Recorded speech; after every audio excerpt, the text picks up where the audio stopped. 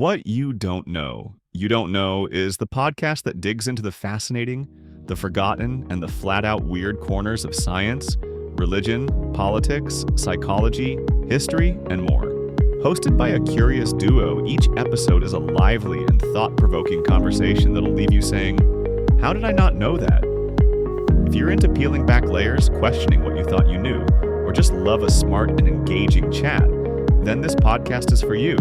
So listen in, get curious, and know more. New episodes every week. Don't miss out on what you didn't even know you were missing. Like and subscribe. Welcome to the Deep Dive. Today we're taking a look at something pretty intense, often controversial, anti-fascism or Antifa. Yeah, it's definitely intense. We've gathered some sources that trace the whole arc, really, from its beginnings, the interwar fights. All the way to now, the modern strategies, the digital age, how it deals with the far right, trying to look, mainstream. Exactly. And our mission here, I think, is to get past the sort of surface level stuff, the headlines. Right. We want to unpack the history, sure, but also the core strategic questions, the debates that have always been there. Like, where do you draw the line? Direct action, violence, and that whole huge debate around free speech. It's central.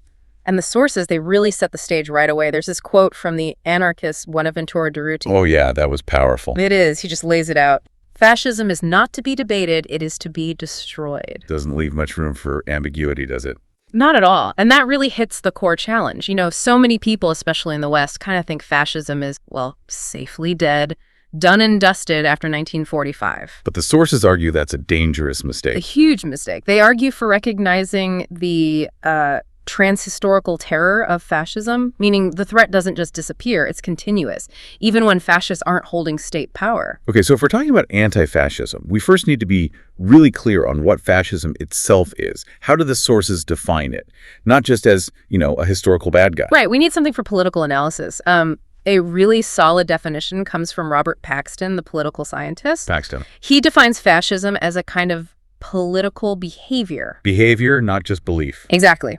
Marked by, and this is his phrasing, an obsessive preoccupation with community decline, humiliation, or victimhood. That sense of being wronged, of decline. Yeah, and it's combined with these compensatory cults of unity, energy, and purity, like a reaction against that perceived decline. Okay, so obsession with decline, cults of unity.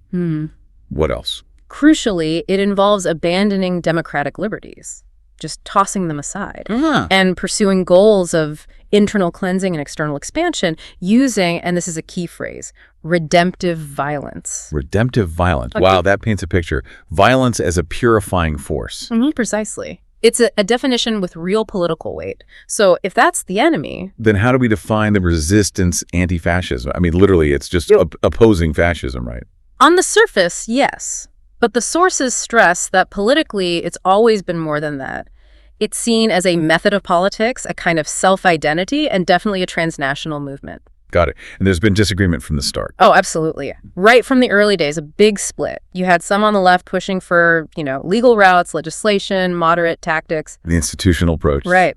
And then you had others arguing for a much more confrontational, direct action strategy aimed at disrupting, dismantling fascist organizing immediately. And that basic split, it seems like it still defines things today. It really does. It gets to the core philosophy. You've got some anti-fascists who are laser-focused on just stopping fascist groups wherever they pop up, destroying their ability to organize. Okay, that's one side. Then you have others aiming for something broader, what some sources call revolutionary anti-fascism. Revolutionary anti-fascism, what does that entail? It's not just about reacting. It's about building popular community power, inoculating society against fascism with a positive leftist vision. So a longer-term project. Exactly. For instance, some groups explicitly state a long-term goal is to dismantle the concept of whiteness.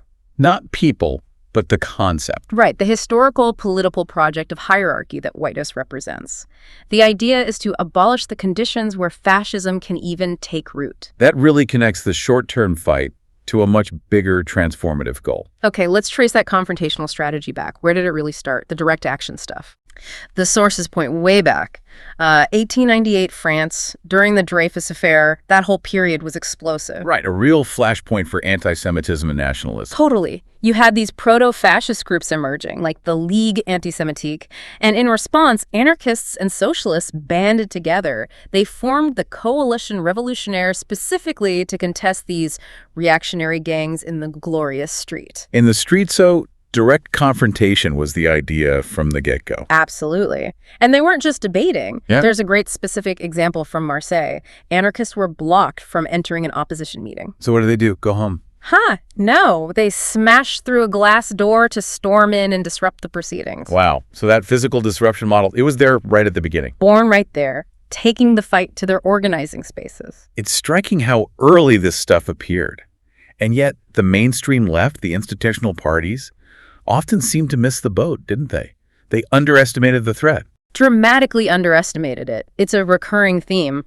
Many socialist and communist politicians in the interwar period just saw fascism as like another form of traditional conservatism or counter-revolution, something that would burn itself out. Examples? Well, in Italy, socialists actually signed a pact of pacification with Mussolini in 1921, basically legitimizing him. A pact with Mussolini. Incredible. And in Germany, the communists had that infamous slogan, "First Hitler, then us." They thought Hitler would fail quickly, paving the way for them. They advocated patience, not resistance. History proved that strategy tragically wrong. Catastrophically wrong, which makes the moments of successful mass resistance stand out even more, like the Battle of Cable Street in London, 1936. Ah, yes, Cable Street. A defining moment for British anti-fascism. Tell us about that. Okay, so context. Oswald Mosley's British Union of Fascists, the BUF, they planned this really provocative march right through the heart of the Jewish East End of London. Deliberately provocative. Absolutely. And the community asked the government to ban it, but the government refused. Cited free speech, So the community was left to defend itself. Exactly. And they mobilized massively. It wasn't just one group. The sources describe this amazing coalition.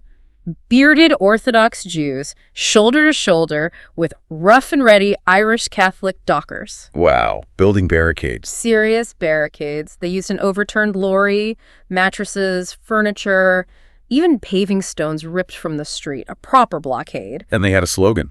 They did. They adopted the cry from the Spanish Civil War, "No pasarán," they shall not pass. Powerful. What happened? The police tried to clear the way for the fascists, but the resistance was just too solid, too widespread, thousands of people. In the end, the police had to tell Mosley the march was off. They couldn't guarantee his safety. So direct action worked. Yeah. Community power physically stopped them. Cable Street proved it could be done. It became legendary. Okay, let's jump forward. After World War II, the Axis powers are defeated. You'd think anti-fascism might fade away, right? That was the common belief, yeah. The defeat of Germany and Italy was seen by many in the West as this sort of terminal break. Fascism was over. It got framed often in purely moral terms, like a historical evil that was vanquished, not an ongoing political threat. So anti-fascism wasn't seen as necessary anymore? Largely discounted, but the threat didn't just evaporate overnight, especially not in Britain, actually. That's light too. The emergence of maybe the most famous post-war militant group, the 43 group, right after the war. The 43 group. Tell us about their origin. It's quite a story, isn't it? It really is. It starts with two Jewish ex-servicemen, Morris Beckman and Harry Rose. They're in London. They hear a fascist speaker shouting vile stuff. Specifically, not enough Jews were burned at Belsen. Unbelievable. Right after the war. Right after. They went to a nearby police officer expecting him to intervene, and the officer apparently just shrugged his shoulders, said there was nothing he could do. That shrug. That indifference from the authorities. That was the spark. Beckman, Rose, and others, mainly Jewish veterans, decided if the state wouldn't protect them, they'd protect themselves. They formed the 43 group. And they used their military training. Definitely. Commando tactics, intelligence gathering. They weren't playing around. They'd forged tickets to get into Mosley's indoor meetings and just disrupt them physically. Direct action again. Very direct. They even managed to place an infiltrator inside Mosley's inner circle, someone who acted as his bodyguard and stole documents from his mansion. So why the focus on physical tactics? This is post-war Britain. Democracy is functioning. Couldn't they rely on, say, research and exposure? They clearly felt they couldn't wait. For them, it was immediate self-defense. The state wasn't stopping the fascists' resurgence. Beckman himself was blunt about it. He said, "Our job was to put as many fascists in hospital as we could." Putting safety first over procedure. Prioritizing their community's immediate safety over waiting for the system, yeah. Okay, fast forward again. Let's cross the Atlantic. How did this kind of militant anti-fascism develop in the U.S.? It emerges a bit later, really taking shape in the late 1980s. The sources point to a group called the Baldies in Minneapolis. The Baldies, an anti-racist skinhead crew. That's right. They were confronting racist skinhead groups like the White Knights. The Baldies eventually formed Anti-Fascist Action, or ARA. ARA, what was their approach? They adapted that direct action model for the U.S. scene, focused on mobilizing numbers, community self-defense. It was a mix of education, trying to win people over, but also being ready for physical confrontation when necessary. They became a blueprint for many later U.S. groups. It's interesting, though, that even within this militant tradition, there wasn't always agreement. The movement seems quite diverse. Oh, hugely diverse, and lots of internal debate, disagreements over strategy and focus. Like the difference between British and German groups. Yeah, that's a good example from the sources. You had the British Anti-Fascist Action, AFA. They really emphasized class struggle, organizing the working class, a more traditional leftist framework in a way. Okay, focus on class. But then you had the German autonomous anti-fascist movement, the AAM. They took a different path. They actually found the traditional working class largely irrelevant to their fight. Irrelevant. So what was their focus? Their politics were more informed by things like anti-imperialism, feminism, a different theoretical grounding. It just shows anti-fascism has never been one single thing, always debated, always evolving. Which brings us closer to the present day. And a major shift happens, right? The far right starts changing its own strategy. Absolutely. Particularly after, say, 2008, we see this trend across Europe. Think of France's Front National, now Rassemblement National, or Geert Wilders in the Netherlands. What's the shift? They start trying to shed the overt, explicit fascist baggage. No more jackboots and swastikas, mostly. They aim for mainstream appeal. The so-called pinstripe Nazis. Exactly. It's a strategy the French called de-diabolization, decontamination, trying to detoxify their image. How do they do that? They pivot. Less biological racism, more focus on cultural difference, anti-immigrant sentiment, Euroscepticism, things that might sound more palatable, more respectable to parts of the electorate. And that poses a huge problem for traditional anti-fascism, doesn't it? The street fighting model. A massive challenge. How do you confront a movement that's trying not to be on the streets? That's aiming for parliamentary power, for legitimacy. Right. The sources mention an assessment by a group called Skell P. Reflex. Yeah, they talked about street anti-fascism facing an impasse. An impasse when dealing with these big political organizations that are deliberately absent from the street and, crucially, are starting to be perceived as legitimate by the population. You have a phrase for that too, right? The Le Penisation des Esprits. Le Penisation des Esprits, the Le Penisation of minds, how these ideas seep into the mainstream and become normalized. So this new environment, it must really intensify the debate over tactics like no platforming or shutting down speech. Definitely sharpens it. This is a major flashpoint, particularly in places like the U.S. with strong free speech traditions. What's the core disagreement there? Well, for anti-fascists, the priority isn't usually an abstract commitment to free speech for everyone, always.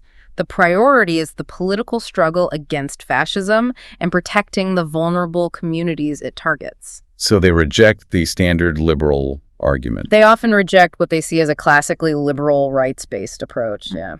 They argue it doesn't account for existing power imbalances. The idea that a marketplace of ideas will sort things out doesn't hold water for them when it comes to fascism. Basically, no. They believe some ideas are too dangerous, too inherently violent in their implications to be given a platform to spread.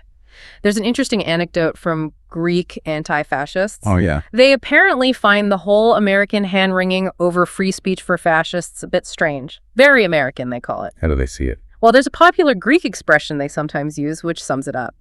If a hand hurts, we chop it off. We don't discuss it. Wow. That's direct. Shows a different sense of urgency, I suppose. A very different political context and calculation of risk, definitely. So let's be clear on the justification. If fascist organizing is a form of speech, then trying to shut it down is infringing on speech. How do anti-fascists justify that? The core justification, as presented in the sources, boils down to prioritizing the safety and well-being of marginalized people over abstract free speech principles. They argue those principles aren't applied neutrally anyway in societies with deep inequalities. It's a harm reduction argument, essentially. Okay. So we've traced this evolution, haven't we? From fighting actual mobs in the street, like Cable Street. Right. Literal physical confrontations. To now challenging this more insidious, respectable xenophobia that operates through parliaments, media, social media. Exactly. The fight has changed shape because the threat has changed shape, and the movement has had to adapt. How has it adapted? What are the modern tools? Well, alongside the traditional stuff, community organizing, direct confrontation, where it still happens, you see a lot more emphasis on research, intelligence gathering, and doxing. Using digital tools to expose organizers. Yeah, disrupting their networks online, making it harder for them to operate anonymously. It's become incredibly sophisticated. The key takeaway, really, is that the shape of resistance must always be calibrated against that which is being resisted. It can't stay static. That constant recalibration, it seems to feed back into that ongoing debate you mentioned earlier. Is the best model a sort of squadron of elite anti-fascists doing the high-tech stuff and maybe the riskier confrontations? Versus a more popular mass-based anti-fascism, focused on broad working-class self-defense, community resilience, education. Yeah. The sources seem to suggest history shows that survival for targeted groups often depends on building that collective power, that autonomy. Right. And that sometimes means prioritizing self-determination, taking action for self-defense over, quote, winning a popularity contest. Being liked might be less important than being safe and building power. And that connects back to the revolutionary wing we talked about at the start, doesn't it? It does. Their argument is that the ultimate long-term solution isn't just reacting, but fundamentally changing the conditions, dismantling the hierarchies that allow fascism to thrive. Including that idea of abolishing the concept of whiteness. Yes, again, not people, but whiteness as that historical political project of hierarchy rooted in things like glass rule and slavery. The sources frame it as an indefensible concept because of that history. Abolishing it is presented as the revolutionary goal to truly uproot fascism. So if that's the ultimate transformative goal, it leaves us, and you, the listener, with a pretty challenging final thought to consider. Which is? It's about the tension between today and tomorrow. If that huge revolutionary change is the end goal, where do you draw the line with tactics today? How do things like disruption, confrontation, even the intelligence stuff, how do they relate to that larger goal? What are the limits, the ethics of immediate action when you're fighting for a total transformation down the road? And that's a wrap on this episode of What You Don't Know, You Don't Know. If your brain feels a little fuller or like it just stumbled onto something way more interesting than expected, smash that like button, hit subscribe, and tap the bell so you don't miss next week's deep dive into, well, something you didn't even know you didn't know.